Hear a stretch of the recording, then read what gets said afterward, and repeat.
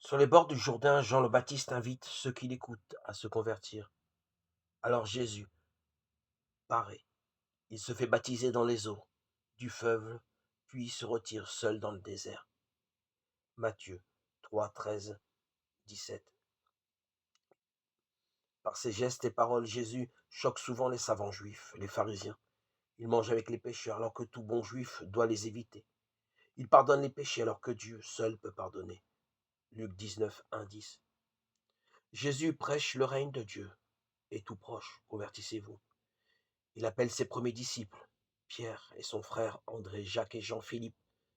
Il s'installe à Capharnaüm, Marc 1, 14, 20.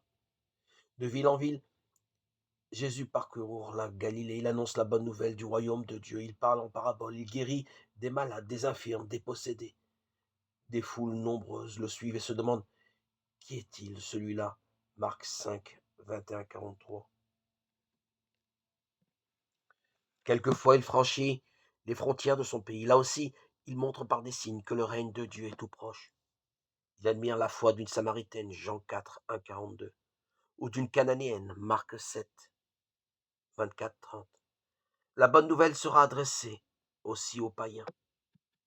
Jésus a pitié de la foule qui le suit, il la nourrit en lui donnant du pain, comme autrefois, au temps de Moïse. Dieu avait nourri son peuple en lui donnant la manne. Il annonce ainsi qu'il est le pain de vie. Beaucoup alors le quittent.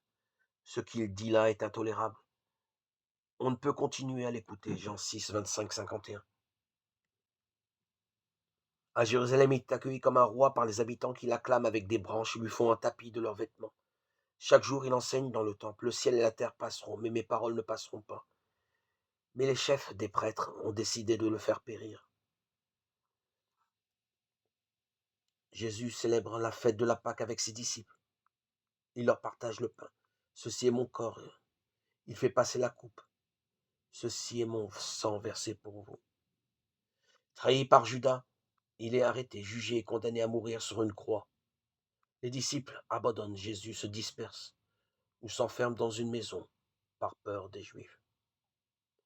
Mais le troisième jour, Jésus se manifeste vivant et ressuscité. Il devient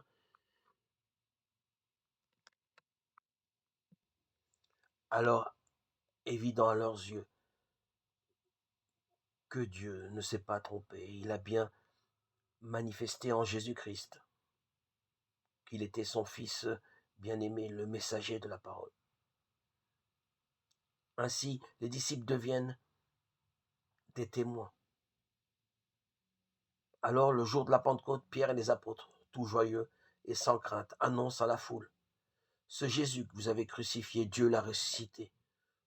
Nous en sommes témoins. Chapitre 14. Matthieu 42, 43. À Césarée, Pierre déclare, tu es le Messie, le Fils du Dieu vivant. Sur une montagne, Jésus transfiguré se manifeste, resplendissant de la gloire de Dieu à quelques-uns de ses disciples. Mais chaque fois, il leur annonce qu'il doit souffrir et mourir, et qu'ensuite Dieu fidèle le ressuscitera. Les disciples n'avaient pas compris ces paroles. Une fois qu'il leur est apparu, le troisième jour, ils comprirent ce qu'était la transfiguration du Christ. Matthieu 16, 13, 19.